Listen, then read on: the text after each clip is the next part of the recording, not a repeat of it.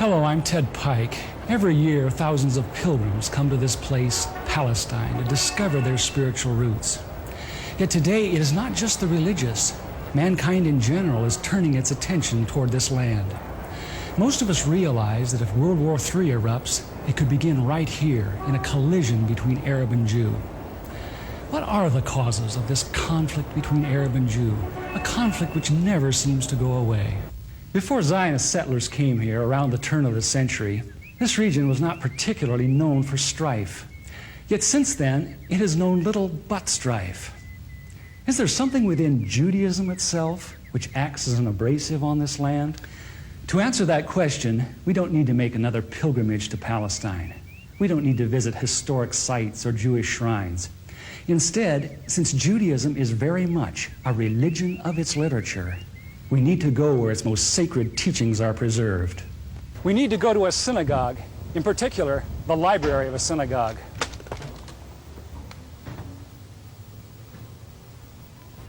In every synagogue library, we find hundreds of books, but there are a few which tower above the rest in authority. These include the Encyclopedia Judaica, the Universal Jewish Encyclopedia, the Jewish Encyclopedia. In the oldest of these, the Jewish Encyclopedia, we encounter fascinating new perspectives on the inner teachings of Judaism, perspectives which are well known to most religious Jews, but unknown to Christians. Most Christians believe that the Judaism of the Old Testament is very similar to Judaism today. Yet the Jewish Encyclopedia, in its article on Judaism, says modern Judaism and the Judaism of the Old Testament are very different. It says that after Nebuchadnezzar conquered Judah in the 6th century BC and led the Jews to distant Babylon, the Jews were faced with challenges to their faith they had never before experienced. Ever since the time of Solomon, the religion of Israel had centered around the magnificent temple in Jerusalem with its sacrifices and rituals. The question now became, how could one be a true Jew in a very foreign, even hostile environment? The need arose for a certain class of lay priests called scribes or sophorim to interpret the law in this new setting and make it workable. In time, these scribes became what the New Testament calls the scribes and Pharisees, the greatest legal authorities of Israel for all ages. The Pharisees said there were really two inspired revelations to the Jews.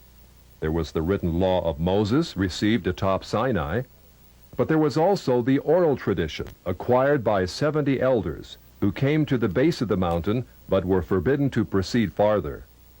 The Pharisees said that these 70 elders, or Sanhedrin, received a much more extensive and profound revelation than Moses, a revelation which was never written down, yet took precedent over the written law. When Jesus came on the scene, his reaction was to bitterly denounce this counterfeit tradition. Christ said the Pharisees, by their tradition, had made the law of God of none effect. He considered the Pharisees the most dangerous leadership Israel ever had. In 70 AD, Jerusalem was destroyed by the Romans. Although Jewish sects such as the Sadducees now disappeared, the Pharisees emerged with even greater power over the Jewish people. The Jewish Encyclopedia describes the new role of the Pharisees. With the destruction of the temple, the Sadducees disappeared altogether, leaving the regulation of all Jewish affairs in the hands of the Pharisees. Henceforth, Jewish life was regulated by the Pharisees. The whole history of Judaism was reconstructed from the Pharisaic point of view. Pharisaism shaped the character of Judaism and the life and thought of the Jew for all of the future. In 135 AD, all Jews were expelled from Palestine. The Pharisees led most Palestinian Jews in a mass migration back to Babylon. The majority of Jews were already in Babylon and had been since the time of Nebuchadnezzar 600 years earlier. Yet around 140 AD, Babylon became the acknowledged land of refuge for world Jewry. For another 1,000 years, Judaism flourished in Babylon under the leadership of the Pharisees. Great academies of the rabbis were established and thousands of new laws formulated.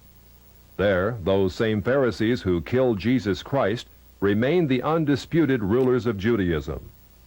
In Babylon, the Pharisees codified their oral traditions into the Babylonian Talmud, the written form of that oral tradition which Jesus so bitterly rebuked. The Talmud reveals how deep was Israel's apostasy. In her beginning, God gave the Hebrews the loftiest, the most upright literature and ethics the world has ever known. Yet when they turned their backs on him, they produced the Talmud, a work which has aptly been called a monument to human folly. The Talmud also helps us understand the basis for Christ's unflattering descriptions of the Pharisees. Jesus described the Pharisees as hypocrites, children of hell, blind guides, whited sepulchres, full of dead men's bones.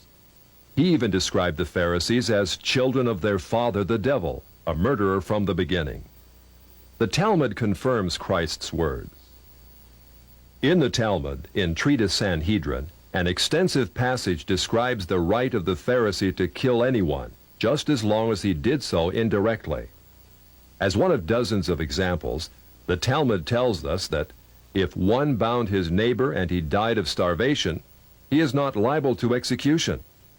In such an indirect manner, the Pharisees also killed Christ. Manipulating the Romans to actually wield the spear and sword, the Pharisees claimed, as their descendants do today, that since the Romans were the direct cause of the death of Christ, it is the Romans, not the Jews, who are guilty. Christ also called the Pharisees adulterers, an adulterous generation. The Talmud provides generous loopholes for adultery. It says the penalty for adultery does not include sex with a minor, the wife of a minor, or the wife of a heathen.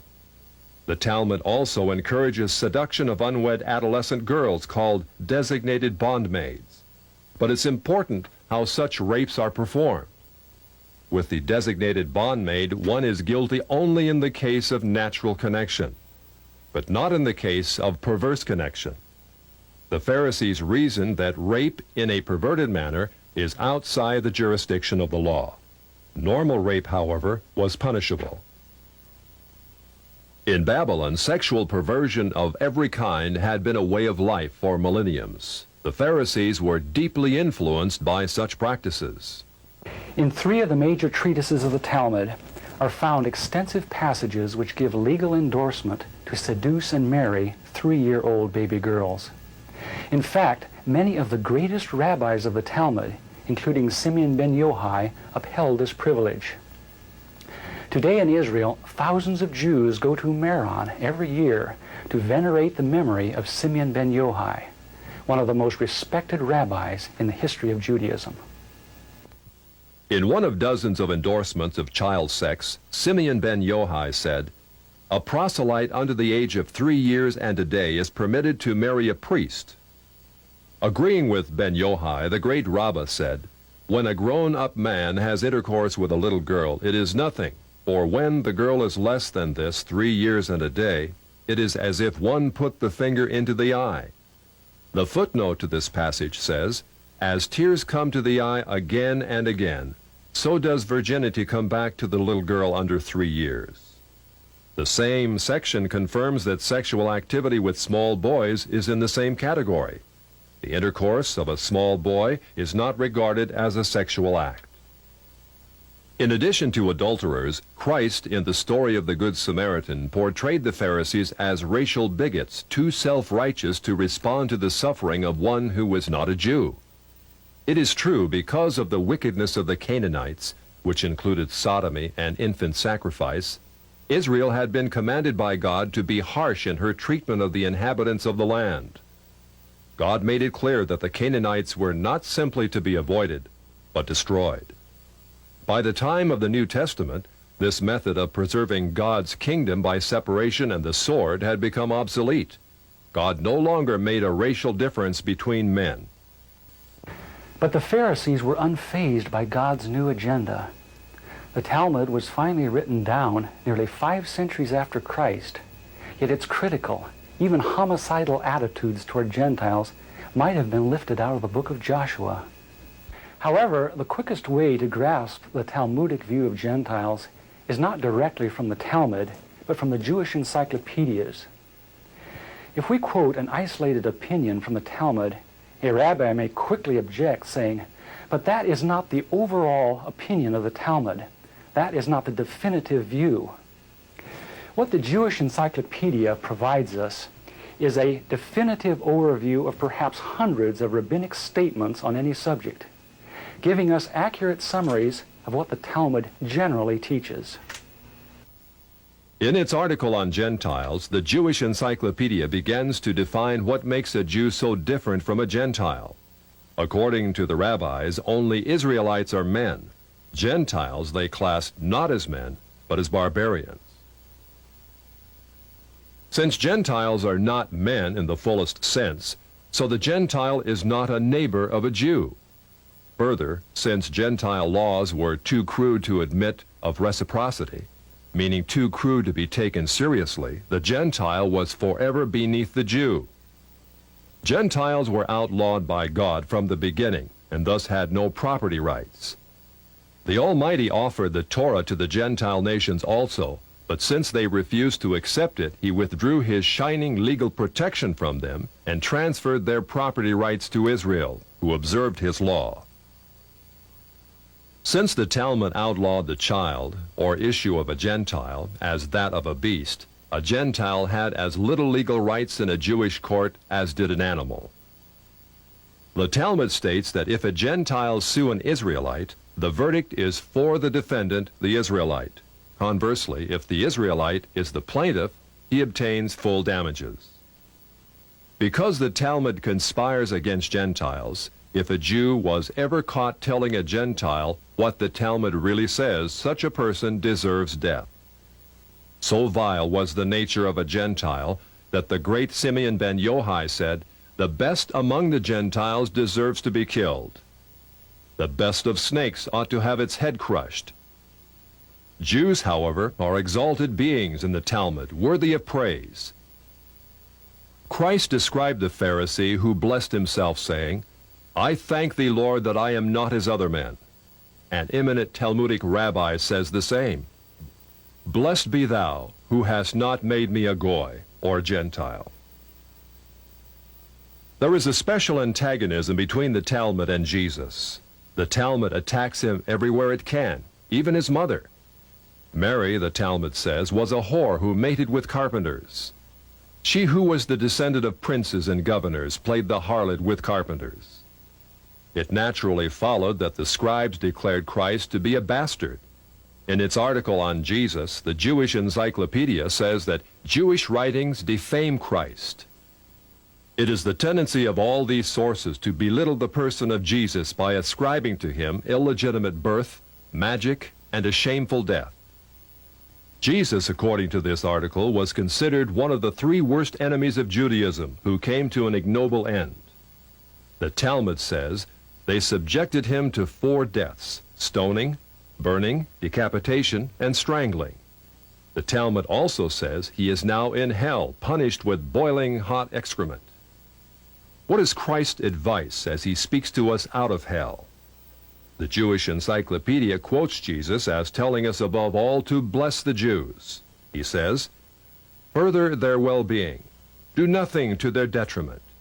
Whoever touches them touches even the apple of his eye."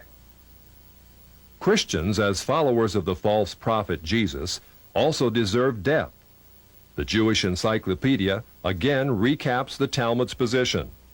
A Gentile observing the Sabbath deserves death. It says the Talmud's hatred was probably directed against the Christian Jews.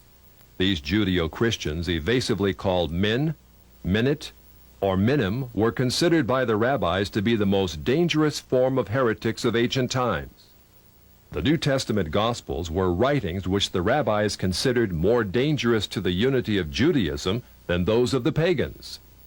A Talmudic rabbi said, "The writings of Christians deserve to be burned, for paganism is less dangerous than Minute or Christianity." The Jewish Encyclopedia, in its article on Min, continues to illustrate the Talmudic hatred of Christianity. Again, we must remember, Minim usually indicates the Judeo-Christians. It was forbidden to partake of meat, bread, or wine with the Christian. Scrolls of the law, Tefillin, and mezuzot written by a Christian were burned. An animal slaughtered by a Christian was forbidden food. The relatives of the Christian were not permitted to observe the laws of mourning after his death, but were required to assume festive garments and rejoice. The testimony of a Christian was not admitted in evidence in Jewish courts, and an Israelite who found anything belonging to one who was a Christian was forbidden to return it to him. The Pharisees, through their Talmud, thus gave the Jews an ethic which encouraged bigotry and isolation. But it did worse than that. It invited persecution. By the 11th century, the inhabitants of Babylon, growing weary of the self-righteousness and dishonesty of the Jews, expelled them to the west. Migrating across North Africa and Central Europe, the great majority of Jews who had lived in Babylon for almost 1,600 years now began to find their destinies in the cities of the West. Yet in coming to the West, found their Christian neighbors extremely intolerant of the antisocial deviations Jews had taken for granted in Babylon. In order to survive, it was necessary to abandon such Babylonian traditions. But that was not as easy as it sounds. For 1,000 years, the Pharisees had commanded such deviations. Most Jews could not bring themselves to defy the authority of the Pharisees. Enter one of the giants of Judaism of all time, the great Maimonides. Maimonides, a physician and philosopher, knew that no Jew who practiced Babylonian perversions could remain alive in Christian lands. He attempted to harmonize Greek philosophy with the best points of Judaism. He hoped his rationalizations would enable Jews to abandon their antisocial customs. Yet Maimonides was only partly successful. He was excommunicated by the Jewish community on the charge of making new laws. Nevertheless, his moderation and intellect did in fact temper the old Judaism of Babylon. Gradually over the centuries, Jews abandoned immoral practices of the Talmud. Such practices are not observed today. In fact, most Jews are so ignorant of the Talmud itself that they do not even know that such teachings exist within their sacred literature. Yet the fact remains that when the Jews came to the West in the Middle Ages and attempted to accommodate the Talmud to Christian society, a tremendous conflict was created. In Babylon, Judaism could be perfectly consistent with the teachings of the Pharisees because the Babylonians were immoral as well. In Christian lands of the West, it became necessary to pretend that many of those teachings did not exist. Even today, religious Jews continue to venerate the Pharisees and their Talmud as the greatest source of light that Judaism will ever know. Yet, living in Christian lands, no Jew can fully perform what the Pharisees commanded. This conflict in Jewish responsibility has created a dilemma over the last 1,000 years from which Jews in the West have not emerged. Yet even before Maimonides came on the scene in the 12th century, another dilemma was being created in Judaism far to the east. This was a dilemma not concerning the doctrines of the Jews, but over who actually was a Jew. In their articles on Khazars, the Jewish encyclopedias tell us that in the 8th century A.D., Jewish missionaries ventured north of Babylon to the land of the Khazars between the Caspian and the Black Seas. Khazaria was a vast grassland on what is now the plains of southern Russia, inhabited by a race of merchants, artisans, and warriors of Hunnish Turkish stock. About 740 A.D., the king of the Khazars converted to Judaism and made it the state religion. Incredibly, within a few centuries, the people of Khazaria convinced themselves that they were not Gentiles after all, but the physical descendants of Abraham. Thus, by the 10th century A.D., a nation of proselyte Jews thrived in what is now central Russia. During the Middle Ages, the fierce Mongols from the east and Russians from the north drove the Khazars west out of their ancient homeland. Most settled in Eastern Europe, especially Poland, where they established communities of artisans and traders. Judaism thus became divided into two basic groups which remain today: the Ashkenazim, which are the Khazars of the East, and the Sephardic Oriental, which are Jews of Spain, Turkey, and lands bordering on the Mediterranean. Today, the Ashkenazim or Khazars are the vast majority, about 80% of those who call themselves Jews. The two most recent premiers of Israel illustrate these two racial types. Shimon Peres is a Sephardic Jew from authentic Jewish stock. Yitzhak Shamir, like Menachem Begin, is Ashkenazim or Khazar in origin. In Poland, these ancestors of most modern Jews thrived. In fact, they actually became more zealous Jews than their theological cousins to the west, the Sephardim. The Khazars were fascinated with that mystical aspect of Judaism called Kabbalah. Kabbalah was the Jewish form of ancient Gnosticism, a belief that God is unconscious yet everywhere, revealed in different levels of refinement throughout the universe.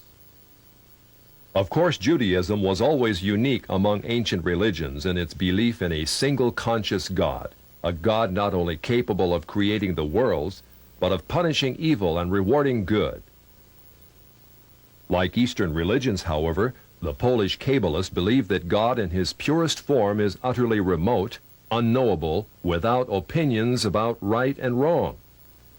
Instead, his being filtered down through many gradations or sephirot until it reached Israel.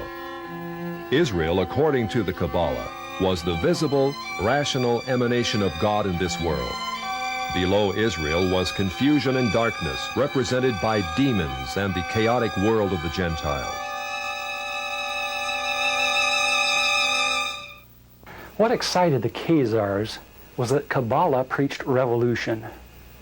It said that Jews, as superior beings, were destined to rule the world. In the Zohar, which is the written text of Kabbalistic lore, we find the arrogance and ambition of the ancient Pharisees very much alive. In a typical passage, the Zohar teaches, living soul refers to Israel, who have holy living souls from above, and cattle and creeping thing and beasts of the earth to the other peoples who are not living soul. Only by the overthrow of the Gentiles, the Zohar asserts, can Israel regain its position as God's Shekinah glory on earth. The Zohar calls Gentiles Amalekites. In a passage typical of many, the Zohar says they caused the destruction of the temple. So when God reveals himself, they will be wiped off the earth. Redemption will not be complete until Amalek will be exterminated. But once Israel shakes off Gentile dominion and Christian influence, heaven will descend to earth. The Zohar says Israel will fulfill her predestined role, ruling the world under the leadership of her Messiah. Since the Kabbalah or Zohar was not merely a theological system, but taught the overthrow of the existing order, it was natural that before long Jews should begin to put it into practice. With the age of Voltaire and the so-called Enlightenment during the 18th century, we see a host of Jewish Kabbalists migrating west out of Poland and penetrating the very capitals of Europe.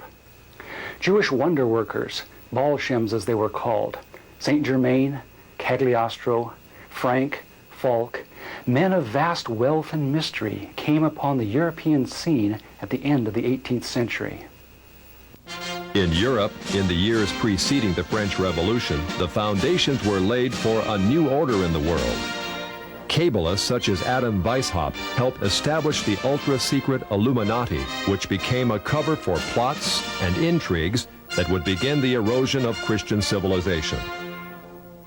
At the same time, beginning with Jewish philosopher Moses Mendelssohn, many Jews began to perceive their religion not simply as a means of personal salvation, but as a way to reform society at large. Many Jewish activists said that, starting with such revolutionaries as Moses and the prophets, Israel had always had the social objective of righting injustice and taking the part of the downtrodden. It was the duty of every Jew, they said, to come to the aid of the oppressed working masses, called the proletariat, in their historic struggle against capitalistic bondage. Many Jews thus came out of the ghetto and took part in all the great revolutions of the 19th century, including the Revolution of 1829 and the Revolution of 1848. It is thus not surprising that as the 20th century dawns, we find Jews turning their attentions to the overthrow of one of the last monarchies still opposing Jewish advancement, the Romanov dynasty of Russia. It is well known that the Jews had long hoped to overthrow the Tsar. It was natural then that Jewish philosophers such as Moses Hess and Karl Marx should contrive a philosophy that could make such overthrow possible. It was also natural that international Jewish bankers of New York, London, and Hamburg should finance it. The U.S. State Department, in its 3-volume report on the origins of communism in Russia, published in 1931, reveals how Jewish-controlled German banks under the leadership of Max Warburg conspired as early as 1914 to send large payments to Lenin, Trotsky, and others in their attempts to bring down the Tsar. As part of this conspiracy, Jacob Schiff, head of the New York Jewish banking house of Kuhn Loeb, invested at least $20 million, which would be close to $1 billion today, toward the establishment of Bolshevism in Russia. In its article on socialism, the Jewish Encyclopedia, published in 1905, freely admits that Jews in Russia were ripe for revolution. In Russia, socialism, has become a movement of the Jewish masses. The later Encyclopedia Judaica tells us the communist movement and ideology played an important part in Jewish life, particularly in the 1920s and 1930s, and during and after World War II. The Judaica, in fact, presents an extensive list of the most powerful Jewish leaders of Bolshevism, which included Trotsky, Sverdlov, Zinoviev, Kamenev, Litvinov, Kaganovich, and many others. The Judaica also tells us just how many Jews filled the communist ranks. It says anti-Semitism drove the bulk of Russian Jewish youth into the ranks of the Bolshevik regime. When the white Russian patriots heroically attempted to regain their freedom from the Jews, the Judaica says compact Jewish masses were utilized by the Bolsheviks to suppress such counter-revolution. Clearly, Jews and native Russians were engaged in a death struggle over the destiny of Russia.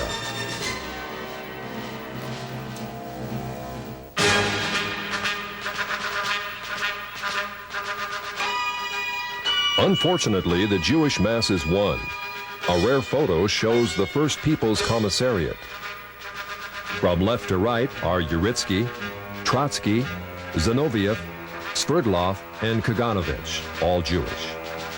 In 1918, intelligence services of the Western powers were buzzing with reports that communism was an international conspiracy fomented by atheistic Jews. British, Dutch, American, and other intelligence reports confirmed that Jews filled the Bolshevik ranks and that as much as 75% of all Soviet commissars were Jewish. In the Illustrated Sunday Herald of February 8, 1920, Sir Winston Churchill commented on what had almost become public knowledge. There is no need to exaggerate the part played in the creation of Bolshevism by these international and for the most part atheistical Jews. It is certainly a very great one. In the decades following the revolution, the question became, how much influence do the Jews still exert on the Soviet experiment? Although many of the Jewish kingpins in Bolshevism perished in Stalinist purges in the late 30s, none other than Nikita Khrushchev gives us an eye-opening view of just how many Jews were still in the Soviet government.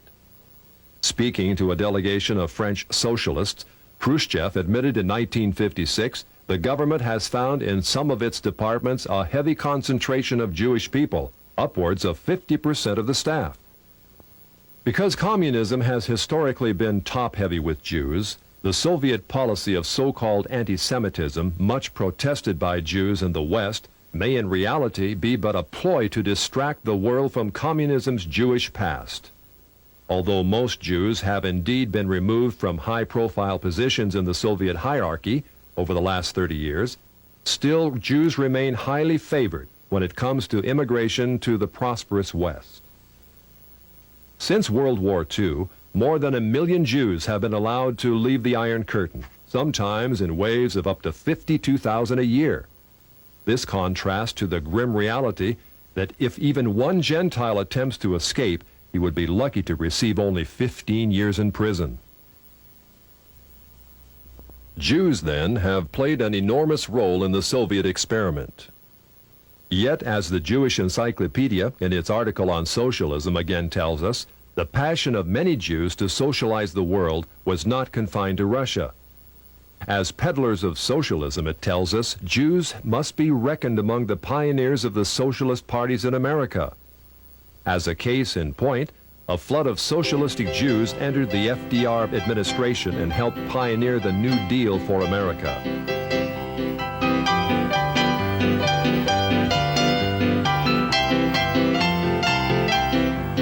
The Encyclopedia Judaica says Roosevelt's liberal policies endeared him to the Jewish community, which shared with him an overriding commitment to the welfare state. It is very significant that in letting left-wing Jews into his administration, FDR set in motion a conspiracy that was soon to have the gravest repercussions.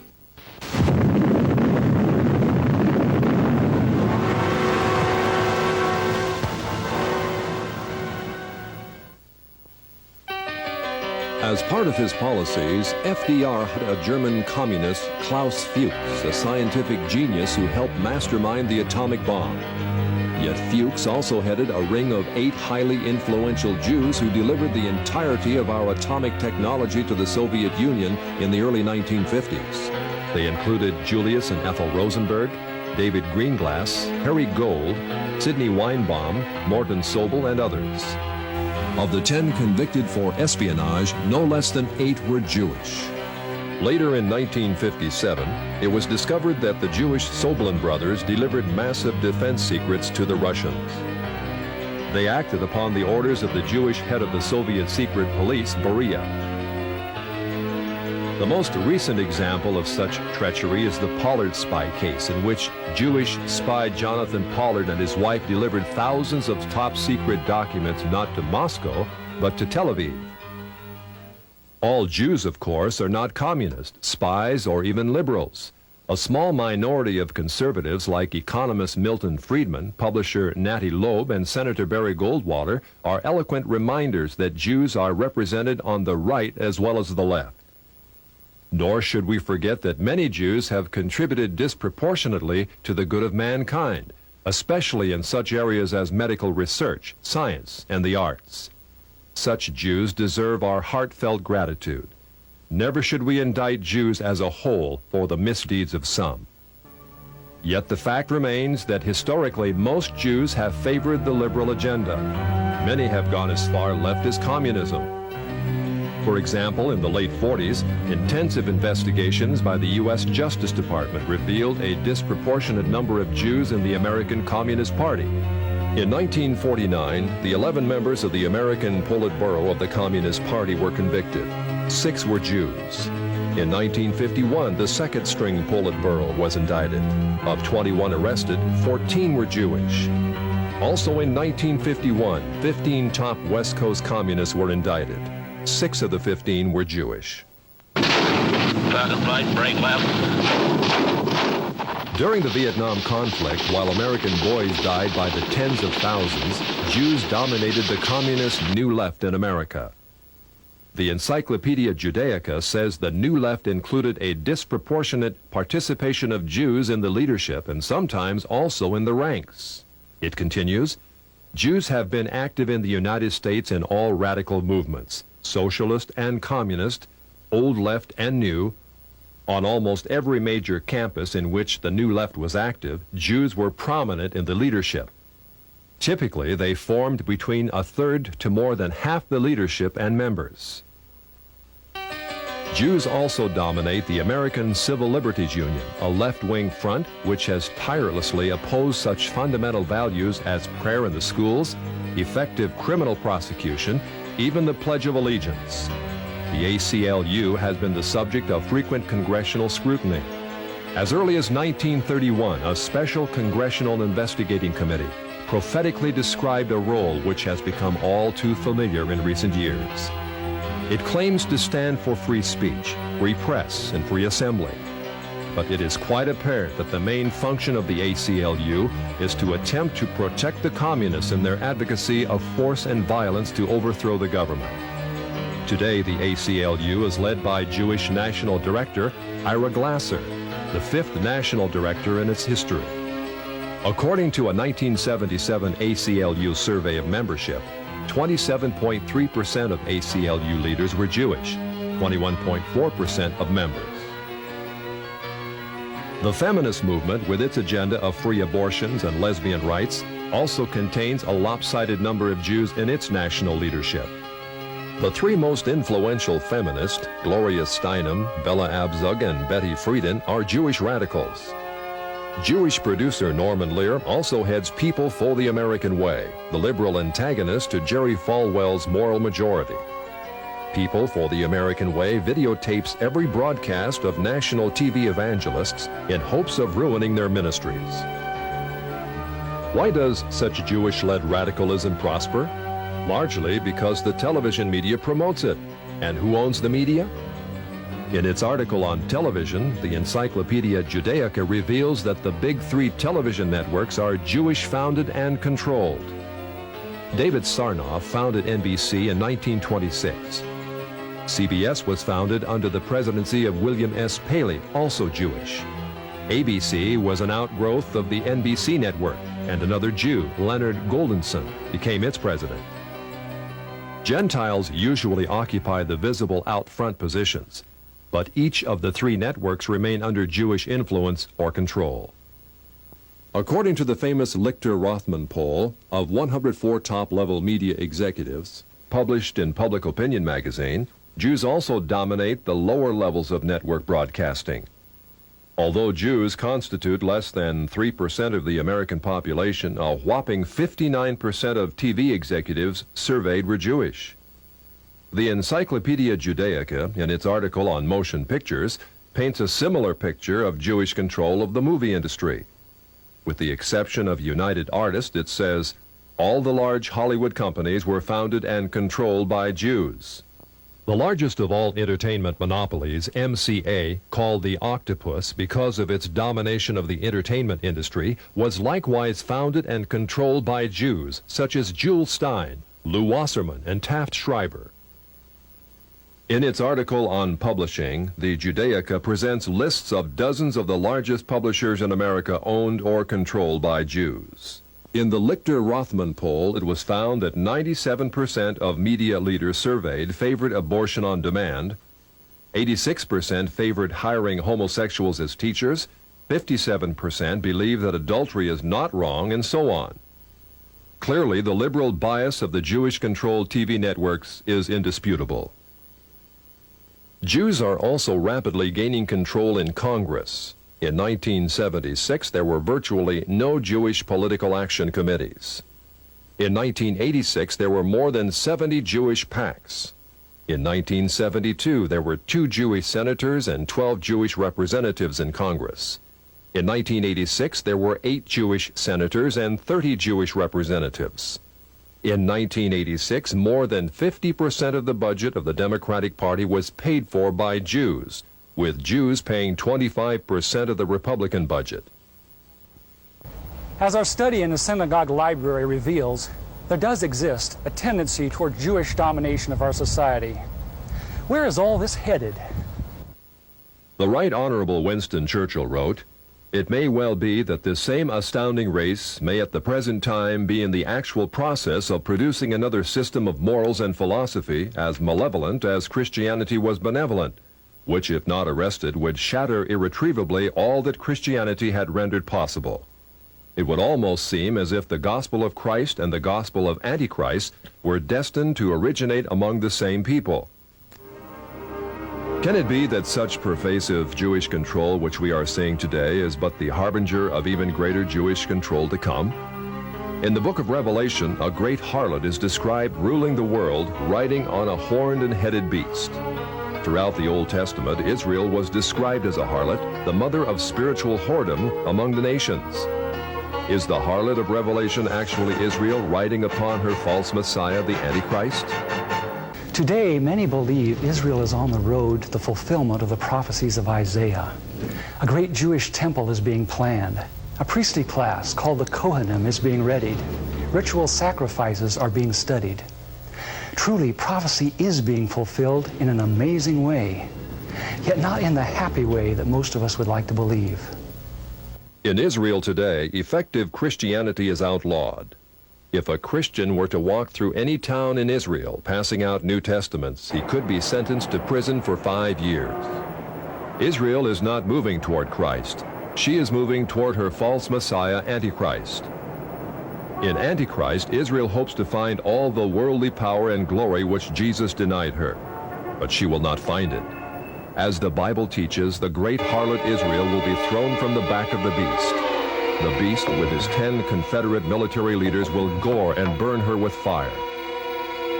This is what the Bible calls the Great Tribulation, or time of Jacob's trouble, a time when Israel, who thought she could rule the world, will experience unprecedented agony and judgment for her sins. Since the Bible tells us that Israel is on the road to judgment by God, what should be our attitude toward her?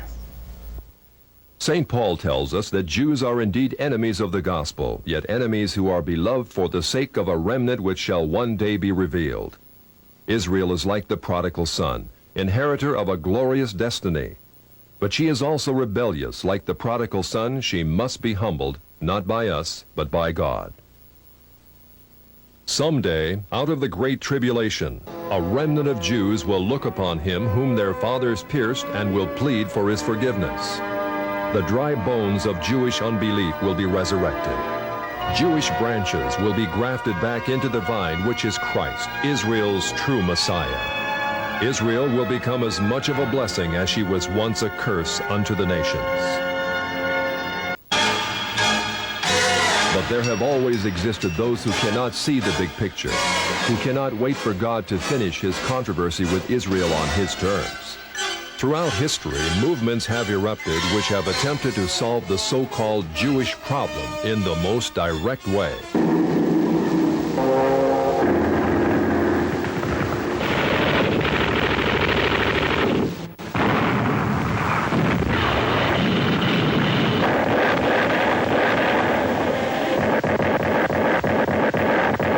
Yet all such anti-Semitic movements have ended in defeat. Defeat because they refused God's terms and instead resorted to violence and slander.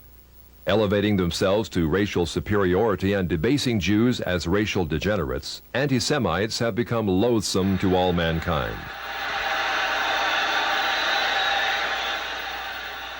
In contrast, the Bible presents the perfect approach to this problem. All the prophets were heavily burdened, even angry at the transgressions of Israel. Yet when they spoke out, it was as God led them. When they chastised the people, it was not in the arm of flesh. Vehement as they had to be in denouncing sin, they never became bigots. Their message was on the highest ethical level. They told Israel she was sinful, not because she was racially degenerate, but because she had broken God's law. As would be expected, all the prophets were accused of being negative, even anti-Semitic. Jewish King Ahab called the prophet Elijah an enemy of his regime. Jeremiah was accused of being against his own people in favor of the Chaldeans. Micaiah was described as never speaking anything good, but only criticism. Even Christ and the apostles were called enemies of the Jews, yet they spoke out.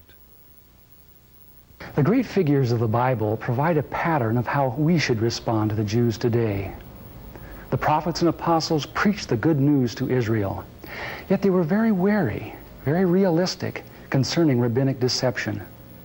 Our Lord warned us to beware of the leaven of the Pharisees.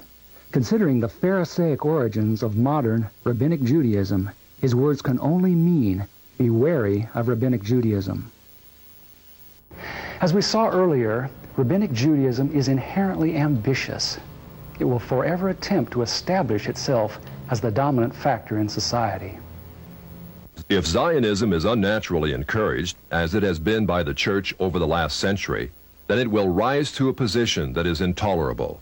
Inevitably, mankind, smarting under its presumptions, will rise against it in new waves of anti-Semitism. An angry humanity will pit itself against the Jews. The Jews will fight back. This is what is happening in the Middle East today, as Jew and Gentile quarrel over the land of promise. Who owns this land? 1 Kings 18:1 says, "And the Lord said unto Moses, Take the 70 men, In her beginning, God promised that through the physical people of Israel, a spiritual blessing, Jesus Christ, would be given to the world. Just as a physical people was necessary, so also was a physical land. Throughout the Old Testament, God repeatedly tells the Hebrews that the land of Palestine is promised to them and their seed forever. Yet in order to occupy this land, Israel must be obedient to him. If not, God repeatedly demonstrated in the Bible that he would actually invite the peoples surrounding Israel to invade and occupy. Only when the Hebrews finally cried unto God in repentance did he allow them to possess a land dedicated to obedience. God's demand for obedience is thus a standard before which both Christian and Jew must bow. Moses, a spiritual colossus, wanted to go into the land, but God would not let him because of one infraction. Today, Israel has rejected God's Son for 20 centuries and given first allegiance to those who crucified him, the Pharisees. Yet we are told that God is delighted that they dwell in the land. Does obedience no longer matter? It does. Someday, as in the days of Joshua and Nehemiah, Israel will give God the obedience he demands. They will return to this land in blessing. But until that time, as long as Israel continues to force her unbiblical occupation on the Arabs, this region will only know strife. The Arab world will continue to try to expel the Jews. The Jews will strike back and forth, generation after generation. The discord will be unending. This land will continue to bleed. It is the duty of every Christian to support the humanitarian needs of Jews, to preach the gospel to them. But it is not our duty to assure them that a land of promise may be occupied without obedience. Neither is it our duty to fight a war in the Middle East in defense of Israel's unbiblical claim.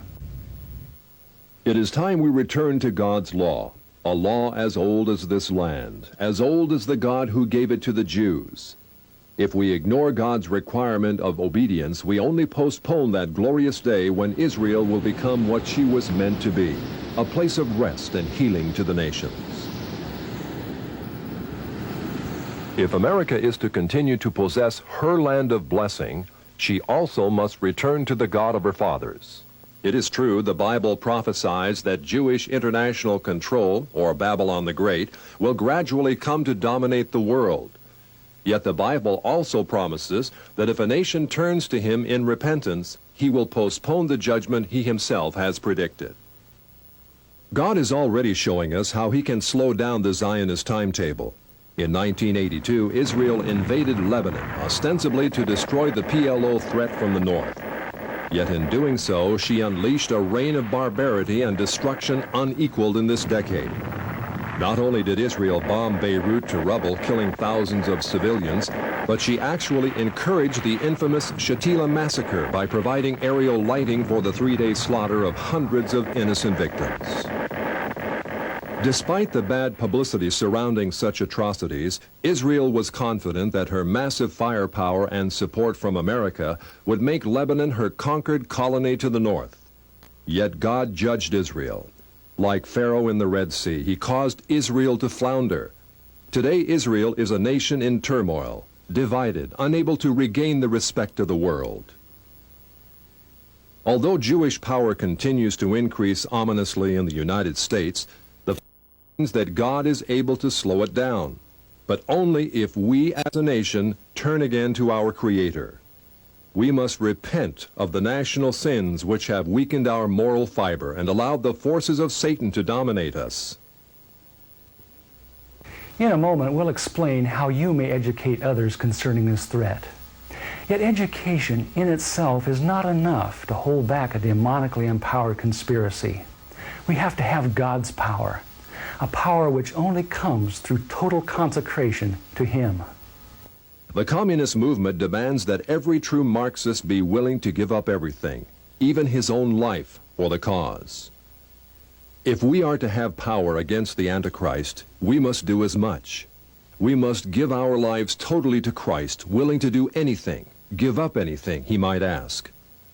Only by such a death to inner hidden rebellion can we really have power in the spiritual realm. Only by such sanctification can we know what it is to walk with God as true Christian soldiers, capable of action, but also of hearing the Holy Spirit's voice of love and restraint. The first step toward holding back Zionist expansion is thus national revival, a transformation of hearts that begins in each one of us and then spreads across this broad land. But just as importantly, the church in America must turn from its unconditional support of Israel. For 3/4 of a century, the church has aligned itself with bloody and arrogant men in the Middle East. In bidding them Godspeed, it has become a partaker of their injustices. Tragically, such a policy has alienated the Muslim world from the gospel. Because the church has historically ignored the plight of the Palestinians and sided with their oppressors, the Israelis, the Arab world has closed its ears to the message of Jesus Christ. In fact, by giving unconditional approval to Israel, the church, more than any other institution, has helped build up the walls of that system, which will ultimately become Babylon the Great. The church must now face the fact that Israel today is not the fulfillment of the sublime prophecies of the Old Testament, prophecies which are conditional upon obedience. Instead, modern Israel is the first stage in Satan's plan to take this world from Christ and give it to Antichrist, Israel's false Messiah, who will rule the world from Jerusalem. This scenario is borne out by none other than Prime Minister David Ben-Gurion, one of the great founders of Israel. Recorded in an astonishing article in Look magazine, Ben-Gurion predicted that a one-world system presided over by Jerusalem will be set up in the near future. All continents will become united in a world alliance, at whose disposal will be an international police force. All armies will be abolished, and there will be no more war. In Jerusalem, the United Nations, a truly united nations, will build a shrine of the prophets to serve the federated union of all continents. This will be the seat of the Supreme Court of mankind, to settle all controversies among the federated continents, as prophesied by Isaiah. Ben-Gurion's vision of Israel in dominion of the world is identical with the vision of the great harlot, ruling the nations, as given in Revelation 17. Yet it's a vision which may be postponed. If enough of God's people rededicate themselves to Him and turn from support of a system which seeks their ruin, then Zionist world control can be turned back, at least within our time. There are many practical things which each of us can do to hold back the Zionist timetable. As director of this program, my wife Alynn would like to share some of them with you. Thank you, Ted. I believe the time is past when we can be aware of these things and remain silent. Whatever the cost, we must inform others of the things that we've seen in this presentation. This includes our pastors and church leaders. It also includes our elected representatives. Members of Congress in particular are under pressure by the powerful and vindictive Zionist lobby. The Zionist lobby will ruin any member of Congress who consistently opposes it. It is vital that we assure our congressional representatives of our support if they resist unreasonable demands by Israel. At the same time, we should not give the impression that we dislike Jews or that we believe all Jews are involved in a conspiracy. Instead, we should make it clear that what we are concerned about is the general trend toward Jewish domination of our society and the problems such control creates. Letters to the editor are also an effective way to speak out and inform on issues relating to Israel. But again, in order to be printed, such letters must be moderate and well-informed. In addition, Christians must stop depending on the Jewish media for entertainment and news of world events. Families should search for wholesome alternatives for home entertainment, which do not center around television. In place of Jewish news-gathering sources, a number of newspapers and newsletters are available, which bring to light many facts suppressed by the Jewish press. To help you inform others, the National Prayer Network has provided some of the most effective tools available today. The first is the video you have just seen. When shown to Bible studies, churches, and civic groups, this documentary has an unmatched record for educating your friends and neighbors. In addition, the National Prayer Network provides 3/4-inch video cassettes of the Other Israel video for airing on cable TV stations nationwide. Every major city in America contains at least one cable access station, which plays video productions the public supplies. You can take them a 3/4-inch copy of The Other Israel. If it suits their schedule, they will play it before thousands of viewers. Through ads in newspapers, church bulletins, and other means, you can publicize your own showing of The Other Israel.